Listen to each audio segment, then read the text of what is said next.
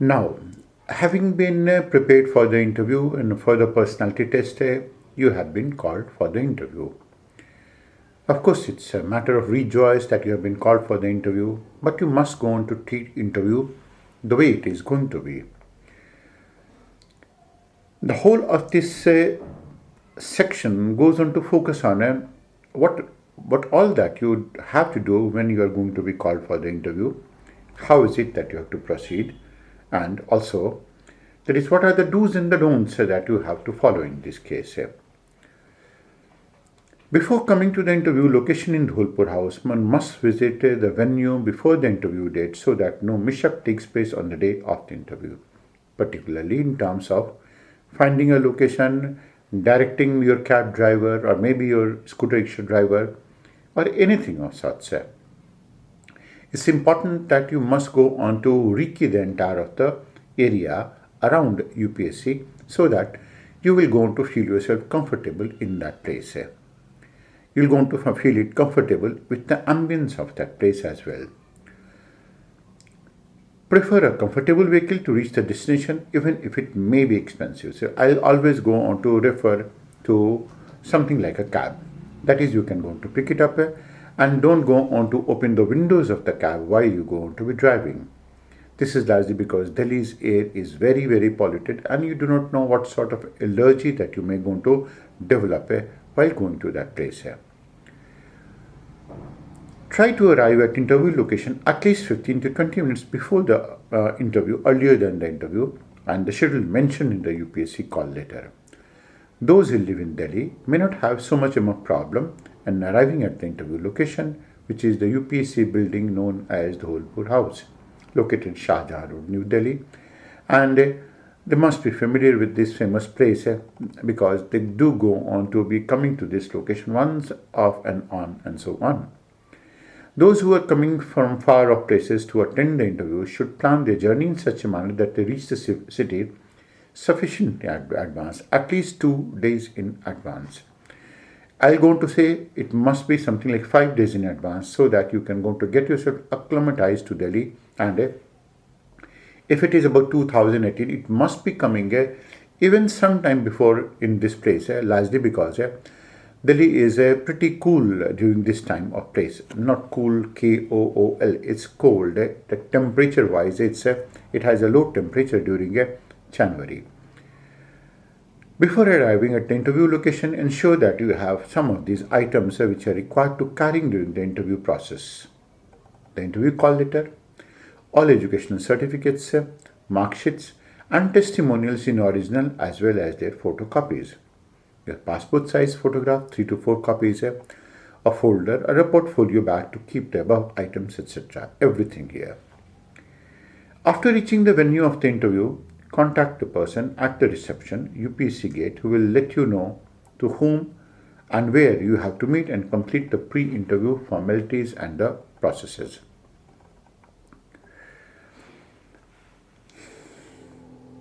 Having settled that, you must go on to know that what is the ambience of the interview in UPSC. You have a large table in front of the chairman. You have to wait in some place, and from the place where you are waiting and to the board where you have to move, it's a very lonely walk. It's a very lonely walk, and that is sometimes that can go on to put the candidates actually off. What we want to do in this session is that we want to make some preemptive policies, preemptive attitudes we want to create for ourselves so that we don't go on to make mistakes while we go on to appear for the interview. This is what exactly is our basic purpose in this case. Candidates may commit some mistakes during the interview process inadvertently or out of habit. Some mistakes can have significant impact on the interview, the outcome of the interview and its marks. These mistakes creep at various levels. One is while creating the first impression. Second is while the board probes you and questions you and that you start answering them. The third is while the board scratches you to bring up your inside and you may tend to become contradictory. These students do tend to become contradictory if they are not simple, and if they have been someone else and they have been coached in a specified manner. Now, you may go on to think that is we are talking about coaching. We have talked about once or twice. Sometimes when the coaching does not know you and tends to modify you, you may not going to modify it. You're going to imitate that answer in front of the interview board. Now, the interviewers are experienced enough to know whether you have given this answer on your own or is it that someone has taught you to give this answer.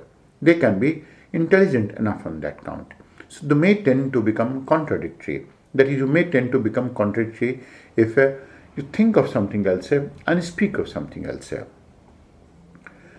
Then fourth is your habits, which you have acquired over time and have got cemented, which overpowers you and then goes on to make you what you have to present. It goes on to interfere with you what you have to present.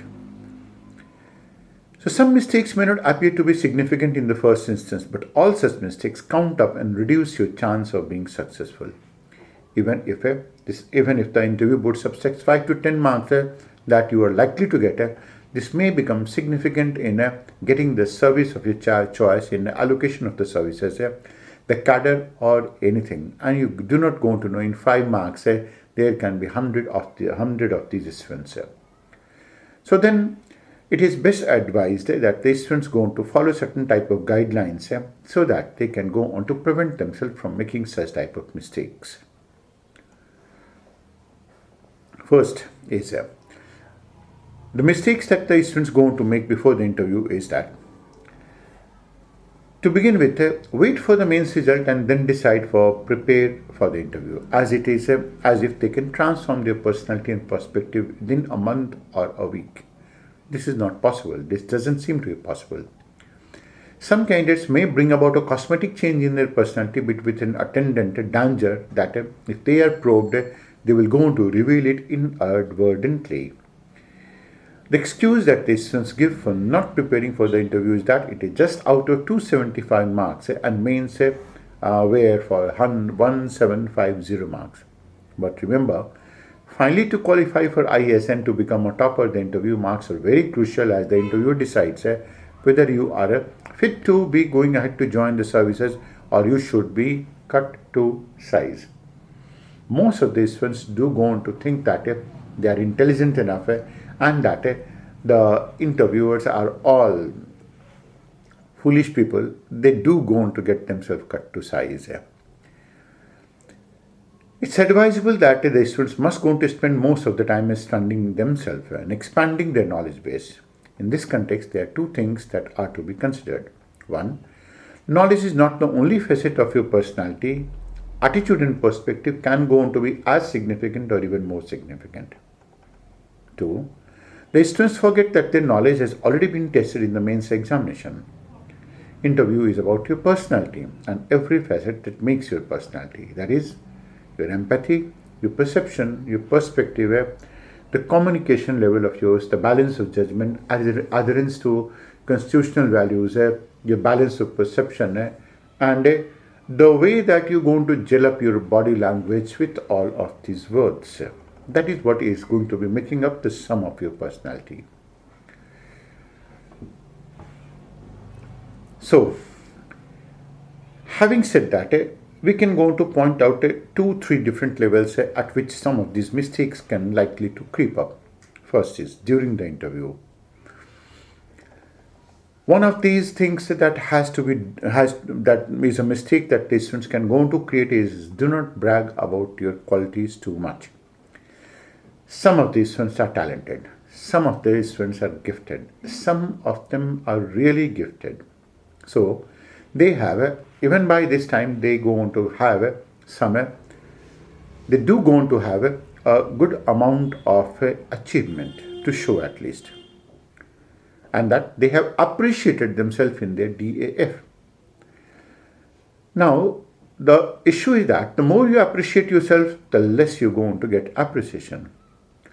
Let your qualities speak about yourself.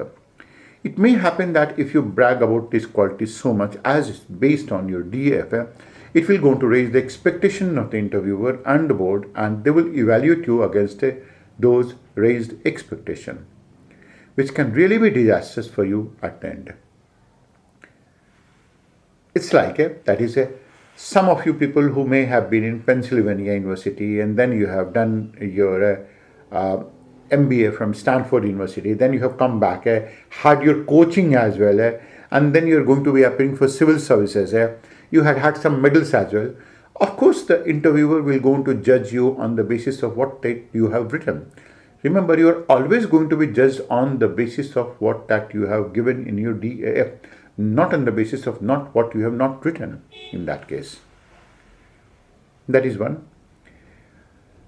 The second part is do not bluff the board. Do not bluff the board or tell a lie at any stage of interview. In cross-checking, it will be revealed, and not only will you go against you, but you will be summarily rejected in this case. Why is it that we're going to be saying it so? Is because when you go on to bluff the board, then of course there are certain type of changes that can take place. Maybe that you are such a big liar that you can still go on to bluff the board and you can go on to get away with it. You can go on to not give even one answer correct and you can go on to a bundle of lies. Now, if you are such an exceptional talent, not to say anything at all. Not to say anything at all. There are some exceptional talents, like Dawood Ibrahim is also an exceptional talent. So we don't have any argument with them. We are only talking about normal people who are likely to bluff the interview board thinking that they will go on to get away with it.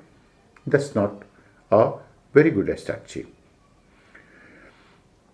Third is do not criticize. If you're already in a job, let's say government or private, or are selected in allied services, do not criticize your present employer or organization. Do not even criticize the coaching institute in which you have been. Maybe that one of these candidates have been pointed out, that is, I just let you know the narration of it. There is in reply to one of these questions on why is it that they want to choose IAS, one of these students gave a very well-made stereotyped reply. The board went on to ask, that is, this looks like something that you have been taught by a coaching institute. Now, the student went on to say that no, it has not been by coaching institute, not that. He never had such a bad time that he had to join a coaching institute. Now, he may have said that, so I have not been to part of coaching institute. Maybe my answers are like that, which have been trained by some of the coaching institutes. This is something that I cannot go to help it. But to say that, that is, I am not having such a bad time that I will have to join a coaching institute, is going to be all about arrogance. Similarly, there should not be any criticism of your academic institution or persons related to it as also. In fact, criticism of any type is taken as a negative approach and is not appreciated. Ethically, there is no way that you can go to criticize anyone in the world. And think over it. Think over it. We say that ethically, there is no way that you can go on to criticize anyone in the world. No one. No event, nothing. The same thing that is going to be advantageous, it may going to become a matter of criticism for the people. Criticism is a negative word. You can always go on to have a perspective. And when you're going to have a perspective, you're going to have this perspective on certain basis. And it is this basis that is significant, that is important. When we say ethically, you cannot go on to criticize it. That means criticism in this case means that you relish taking some amount of charm or relish criticizing the other person. Unless the criticism is healthy as long as you feel pain by the fact that you have to criticize someone in this case. So ethically, you cannot go on to criticize anything and anyone in the world. Do not be judgmental. Now this is equally significant. This is equally significant, and we're going to be saying it so that is not to be judgmental, because when you're going to pass a judgment, then you show that you don't going to be having a learner's ability. That means you are not in a position to learn, and you don't going to show this learner ability. Now, you can go to take a lot of examples in this case. That is, we had some of these students who was from an army background, and of course he knew that army was someone that who was not being very well treated by the government. He did went on to make an opinion. He went on to pass a judgment to that effect that the government does not seem to be having an intention to take care of the needs of the army. Now, it was understandable from the perspective of the candidate because his father was in army. He has been to Kargil. He has seen the pains of the soldiers who were asking for a scooter from the defense ministry. And can you imagine? It took 12 years of a time to provide gloves to the soldiers in Kargil. It took some 16 years of a time for the IAS officers to provide them with a scooter, and an equal amount of a time to provide with some very basic necessities. So he was judgmental on that part. That is, the government doesn't going to be having an intention. The government does have an intention. It is that only that some of these intentions don't going to get translated into certain type of policies, and that happens. The other had been just reverse in this case. That is, there is one of these students who was from a bureaucratic background. He said that army is made to follow the orders. Indeed, it is made to follow the orders. It is made to serve the country, because it is because of them that we happen to be relaxing and surviving, and we are comfortable in our place here.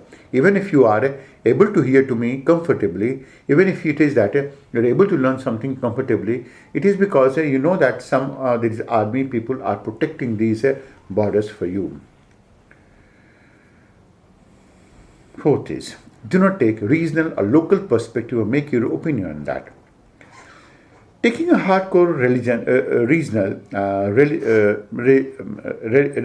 regional religious stand in the interview shows a sectarian vision, a narrow perspective, and a blinkered vision as well.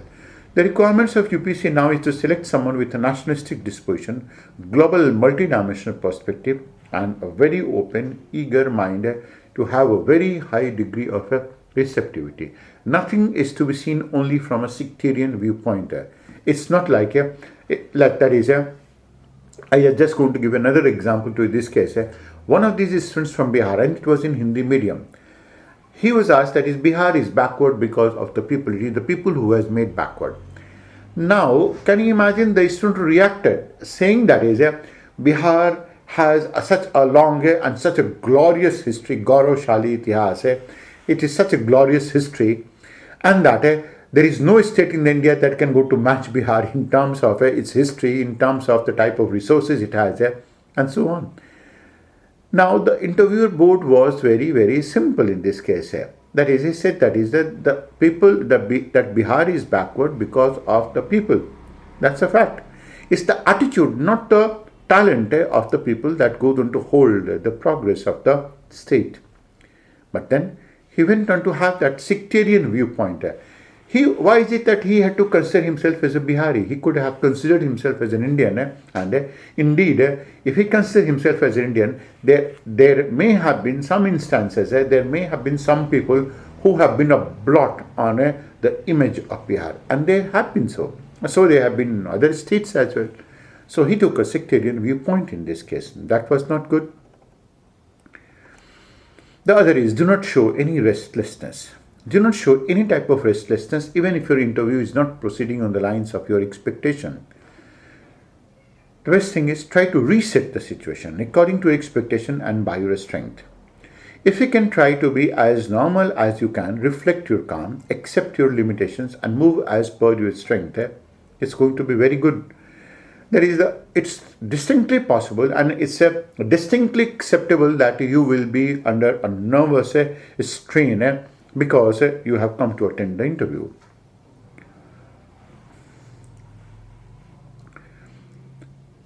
If you cannot, they themselves will go to do. The board themselves goes on to make you comfortable. You must have enough patience in this case. The board sometimes checks your mindfulness and patience during unfavorable and tough times. So take it in stride.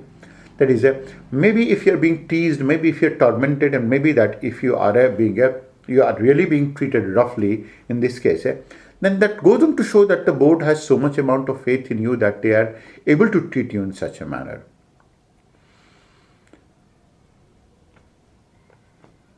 The next is, do not go to show any desperation. Do not give any indication, either verbal or non-verbal, that you are very much dismerit for this career and that you are the best candidate suited for this job.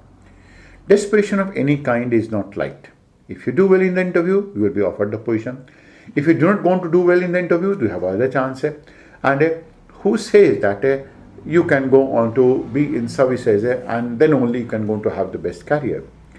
Imagine and remember, if you qualify in the civil services, good. If you do not qualify, it's even better. Then learn to say no in varied ways. Do not go on to always think that anything that you're going to say, let's say no, and that is negative. It is not. You can go on to say no to 5 answers. Still you can go on to get very good marks. Now we had a student from Visakhapatnam. She was a divine gift of God to the humankind. She was very innocent, very calm, and she was very, very, very simple. Of course, she had qualified in the interview, and of course, in this manner that she was going to appear in the interview, but then she had a little amount of knowledge about anything else in the whole of the world. Now, when she came to us, we came to know that is her limitation. But then we were also sure of the fact that this limitation will not going to come in her way of not getting good marks. So her interview went on predicted lines. It was same type of interview here as it went on to take place in UPSC. Exactly almost the same copy. It's rare, but it happened exactly in the same manner. She was asked one question, she was not able to answer. She was asked another one, she was not able to. Of course, out of maybe 15 questions that she was asked, she was not able to answer some 5 or 6 of them. She was not able to. She did went on to answer some of them. And ultimately, she was asked that what exactly is one thing that you can go to do better. She was very fond of Bharatanatyam and she went on to show some Bharatanatyam dances to them also. Now, if your marks are any indication, that is a 190 out of 250 that she went on to obtain, that's too good. What she did was that she kept on saying no to the answer, but she kept saying no in a variety of ways. Initially, she said that, sorry sir, I don't know the answer. Second was, I don't recall this answer. Third was, that is, I can try to frame the answer if I can go to get some assistance from the board. I do not know the answer. The fourth was, that is, I do not recall it. I may try to recall it, but I am not sure whether the answer will be correct. There was a fifth one, that is, I am trying to frame an answer of it on the basis of certain facts, but my facts are not complete. So my answer will also be disjointed. Am I allowed to do so? Now, there are so many ways ultimately that she went on. The board came to know that, well, she was not in a position to answer that, and she was very honest. The board was completely floored by the honesty of it. And because the board was floored by the honesty of it, they burst into laughter and they started teasing her also. So, you don't know this answer, you don't know this answer, don't know this answer. And that lady went on to spread herself out on the table saying that, sir, yes, I don't know, I'm very sorry for that. This is what she did. Now, saying no means, it's simplistic. Saying no means that you don't know.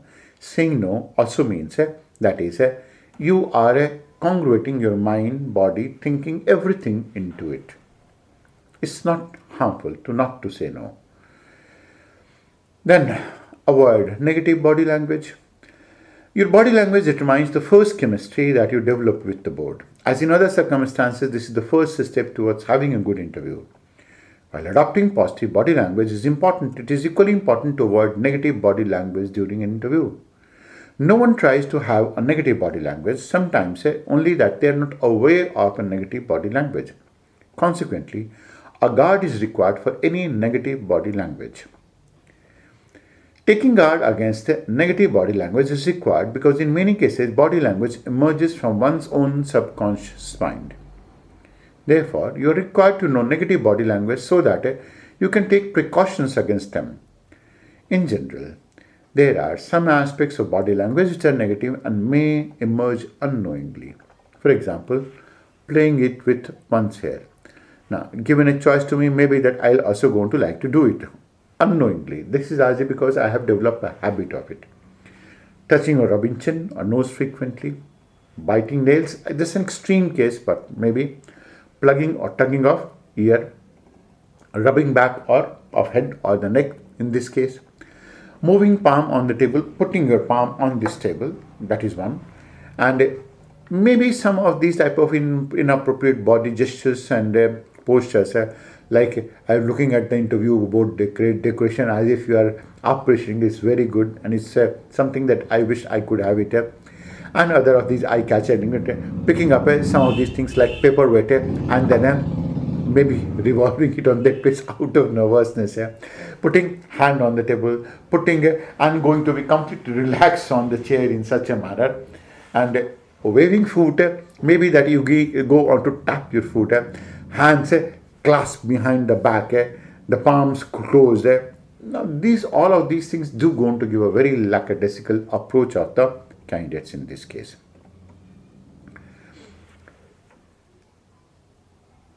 There can be so many things that can be negative. Maybe even some positive things can be negative provided if they are contradictory. We are going to be all talking about that these are some of the basic things that need to be avoided. Of course, there are a lot of things that are going to be avoided, and as you'll go on to see on your screen, that is, as they go on to roll, there are some do's for the women's candidates and some don'ts for the women candidates and some do's for the male candidates as well.